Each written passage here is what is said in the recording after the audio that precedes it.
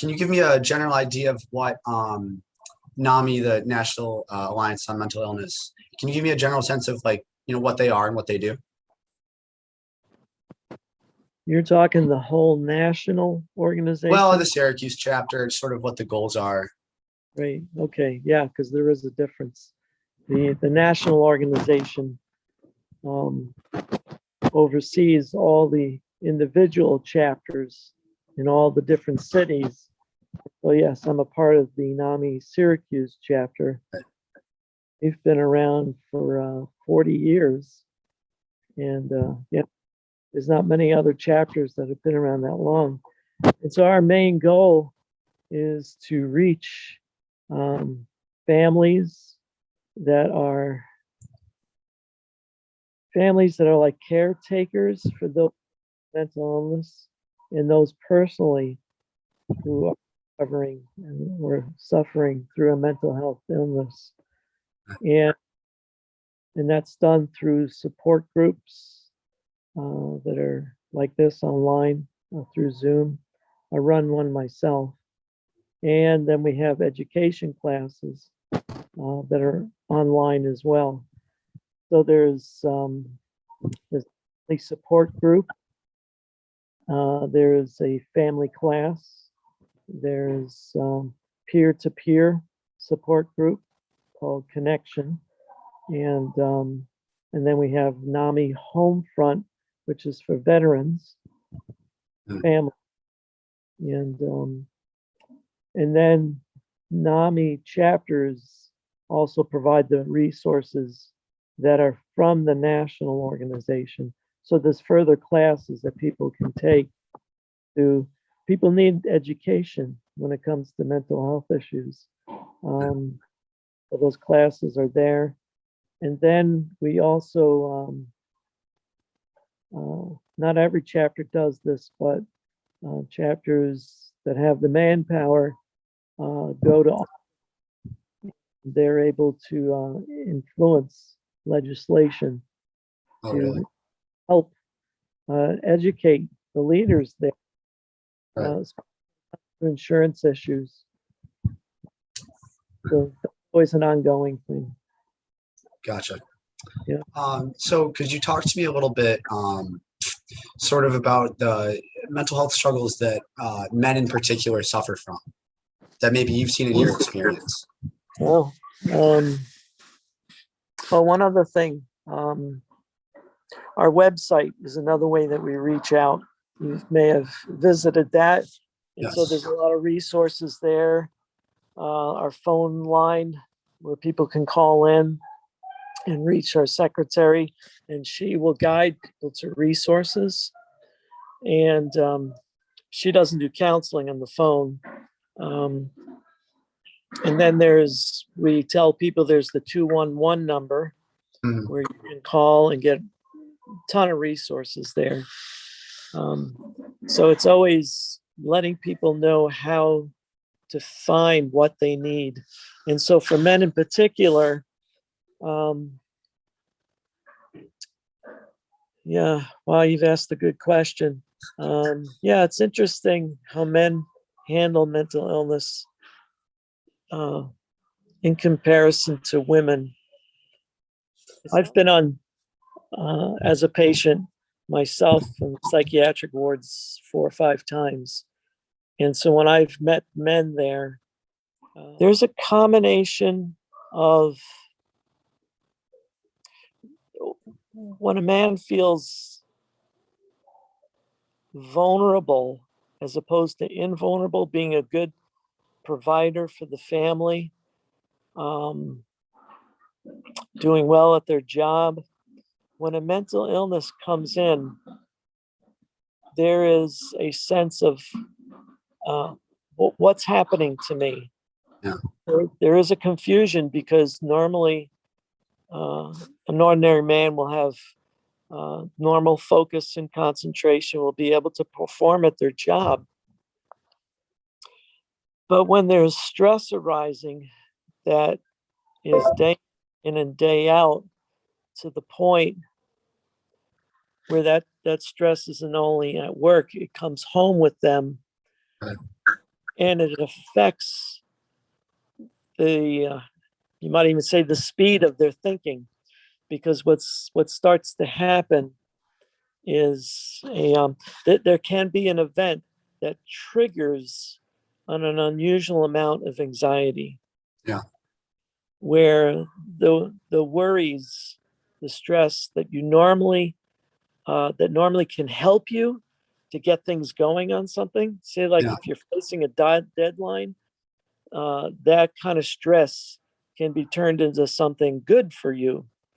But when it's done over and over and over again, that can trigger for a man a moment in time where it, like, passes a threshold, and the anxiety gets to the place where it's overcoming the normal thought process. Yeah. So your normal worrying thoughts that you can normally handle are turned into what I call awfulizers. And the man can take that small negative thing and blow it out of proportion. And as that happens, once again, repetitively, it can also trigger depression. Right. Or it could be the opposite of that, depression and then anxiety. For everybody, it's different. But for a man, when that happens, it is really hitting, you could say it's hitting their identity as a person. Yeah. Because they're normally very good at what they do. And then when you're used to excelling and then you can't any longer because of the anxiety, you're a man may or may not talk to their wife about this because they're going through an inner struggle. They may talk to their fellow friends about it, but typically other friends, they're not in the same place, so they may not understand. And then what can happen to that man is they start feeling not only confused, but alone. And the vulnerability increases. And then to admit there's something wrong. I don't know if it's similar. I don't know if it's parallel to a person who admits they're an alcoholic, because I don't have that experience. But the admission is their first step in getting the help. And if they're able to talk to their wife about it, and hopefully their wife is understanding, but normally it's uncharted territory for the family. And they are like, they're guessing, what should I do? And normally they go to a doctor and they describe what's happening, and the doctor can help diagnose the mental illness. And they normally give an antidepressant or an anti-anxiety pill. And so the man is hoping at that point they're being rescued and that their brain is going to start functioning better. And that if it does, that's great. It's like they can go back to work. They can gain some of their confidence back because some of it was stolen by the anxiety or the depression. And what I'm describing can take months, even into years, before they get the proper treatment.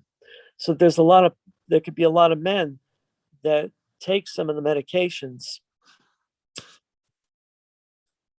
and then after a while they feel good. They're able to resume some things, and then they want to get off the med. And if they can,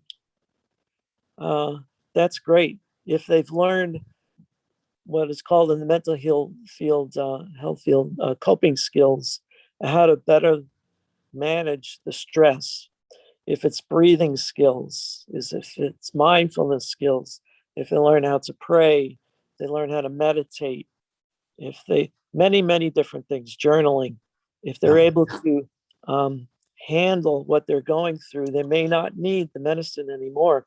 But what's happening to the man also at the same time is they're fighting a stigma of taking meds. And so that stigma comes from outside and it comes from inside. So the man he's griping with this back and forth. There's the tension, even in the work field, there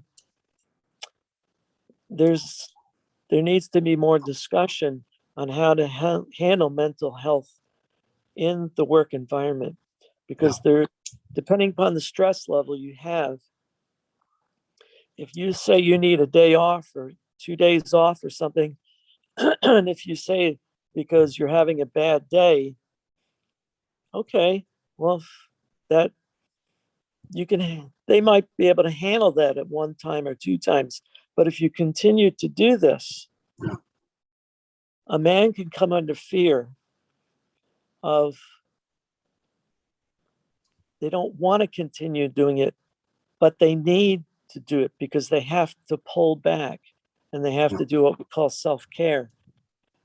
And if they don't do it, if they don't do the self-care, then eventually they get to a place where it goes over another threshold and they have to leave and they have to take vacation time. And then if it goes beyond that, then they feel like, man, this is so serious. I don't know how I'm going to keep my job. Yeah. And for men, their job is their identity. Yeah. And so you as a student, John, your identity right now is a college student, and you're learning and you're learning and learning. What if your brain got switched off and you couldn't concentrate enough to write an article for the Orange? And you're like, wait a second, I don't know why this is happening to me. Yeah. And then you have to delegate to somebody. And after a while, if you keep doing it, they go, what's wrong, John? What's wrong? You're not normally like this.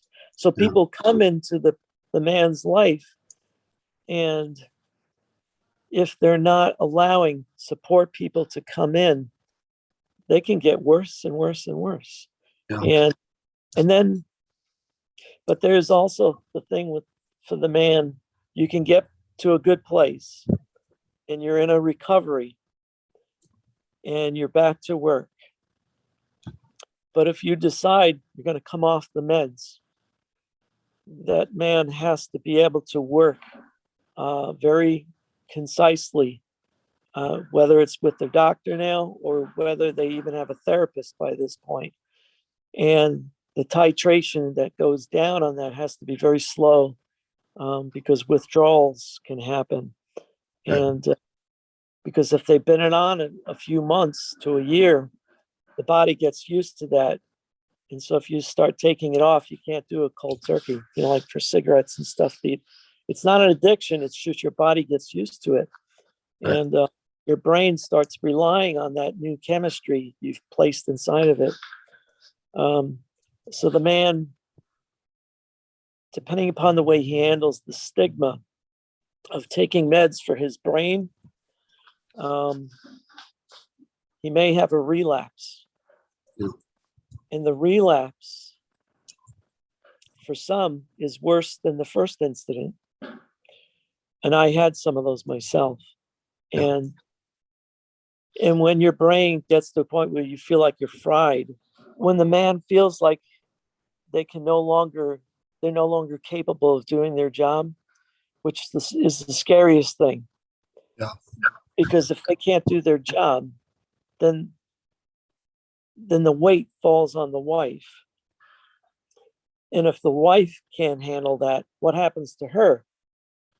And so there's this double whammy that can happen. And then what if the man actually gets fired from his job because his performance went so down, his evaluations from his job performance? I mean, he gets fired. And then he is so knocked down that you're talking more than just self-esteem knocked down. You're talking brain function knocked down. And that person has to reach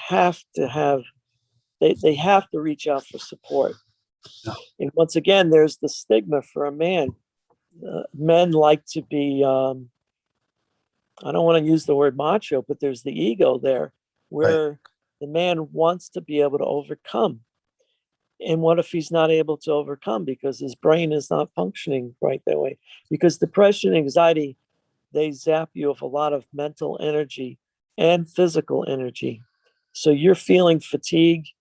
You might have insomnia by this point, and you might have massive weight gain. You might have massive weight loss. Your world is completely changing, and of course, during this whole time, they're wondering about the finances. Right. I've got kids. What am I going to do for my kids? You have to start finding resources of, if you don't have the income, where are you going to get the food from? Suddenly, the man and his family are launched into a whole different community of people of a lower income. And they have to find things like food stamps. They have to apply for public assistance. All these things are major ego killers. Yeah. And because it can be really, really difficult. And then when they get to a place, I'm telling you the journey down, but I have the story of the journey up as well. And so if they eventually get to the place where they apply for disability, because disability can relax some of the finances because it'll bring in some money. Sure. It's not the same amount, but it's enough for them to survive. Right. Now I know what it's like to go through all that. That's why I'm describing it. There was a time when I couldn't pay my house mortgage for like a year and a half. No. And so he went into foreclosure. And I mean, you talk about scary times. And when you're used to being brought up in a secure home environment, then you get married, you have kids, you have your home, and then suddenly you can't maintain it. Yeah. The blow to the man is very severe. For some families, the wife can't take it. The wife can't handle it, and they leave. Some divorce, some just separate. They take the kids, and the man's on his own. Yeah. So they've been crushed, each level down, down, down. Now I've worked at the rescue mission. Are you familiar with the rescue mission? I'm not. Okay, in downtown, it's actually a homeless organization. And so I've actually worked with homeless men. After I was diagnosed with depression, anxiety, I was able to start using my experience to help these men because I could relate to them. But a lot of these men, I mean, some of them had all different kinds of college experience. Some had PhDs, some owned companies. Other men were just born into a terrible situation. And so you have men that are all flattened out to the same level. And a lot of loss of dignity happens. And so they're so deflated. And a lot of men at that time, they call out to God, wondering what's next for my life. I don't have any purpose. And so their spiritual part of them starts grasping for some hope. And so I was able to help a lot of men do that. So what I was going to ask was, so why do you think that, empirically speaking, men seek out mental health support much less often than women do? And so I was going to ask why you think that is, and how do you think that we can get more men to start talking about, mental illness and mental health issues? Okay. Yeah, you're hitting some crux issues that are really good to touch on. Why are men less apt to get support? Yeah. Okay, so the first thing I believe is I mentioned it before, identity. Yeah. That there's a blow to their identity. And there's actually some confusion going on. So when you have a mixture of that, the man tends to isolate themselves. So the isolation holds them back from reaching out for support. They are embarrassed. They are confused. They're hurting. They are mentally hurting at the time. The stigma for men is powerful. You don't want, a man doesn't typically want someone to know that they have a mental illness. They want to cover that over. The stigma in society says that you're less of a person, so you should be valued less. You don't want that on you. Right. You don't want your boss thinking less of you. I had a boss that, even though he knew I had a mental illness and therefore I was able to help many homeless men, when I had a relapse, he saw me crying in my office. And he said to me, "I don't know how to help you. I don't even have mercy for this," he said. And I said, "Just go and get so-and-so, my friend, who I knew who would understand." Yeah. And my friend helped me. John, maybe 2-3 weeks later, he came to me and he started asking me the question, "Do you have a succession plan in place?" So he immediately hit me with the mental health stigma. Yeah. Once I was back to a place of doing my job well again, I was devastated. Yeah. So he eventually, over a period of time, just to be asked that question and knowing why, he wouldn't admit it, but why you're being asked the question. And so this is a work environment where stigma was hit you right in the face. And he eventually made it so that I got fired from my job. He put other people in place and I got kicked out. And there was others that happened too.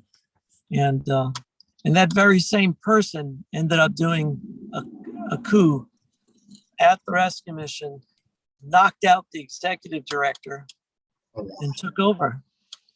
That's how strong the negativity of mental illness can be. Yeah. The stigma that the actual whole mentality of the stigma actually educates people to do the wrong things, and like employers. Did I answer the other question? Yes. The other half was how do you think that we can get more men to start talking about mental illness? Right. And so you have to have men that are reaching out and that they are running support groups. I'm doing that myself as a board member, but you don't have to be a board member to do it. Any man can get trained to do what I'm doing, running a support group. And so it actually has to be, I guess, marketed. Like the NAMI chapters have to reach out to places to say, we have support for men. Right. Not only support for families or just peers, it's just, we have support for you men. And of course, with marketing, it has to be repetitive so that it finally gets accepted. Hey, Bob, I think you should check out this support group. And what are you talking about? What support group? Oh, yeah, it's this NAMI support group. You can go. You don't have to say anything, but you can learn stuff about, there's other people that are going through something that you're going through. Oh, I don't want to go to that. And they're feeling that because it's a negative thing initially for some to go to a support group. You're admitting you need support. Yeah. And that's a hard thing for a man. And I think women have more of an affinity to unify, and that's great for them. So the men that, and I'm speaking to myself, I have to reach out to other guys, Yeah. and I actually have to deal a blow against stigma and tell people, really, going to a support group will make you more of a man, Yeah. because you're going to become an overcomer. And men need that strength, and the strength comes in numbers. Right. Yeah. So that's all the questions I have for you. I think I do have to get this written up and typed up and all that. So thank you very much for your time. This has been really, I think, enlightening in a sense. I really appreciate your answers. Once I believe it's going to be published online tomorrow. So once it is published, I can send you an email to the link with the column and all that. But yeah, thank you again. I really do appreciate it.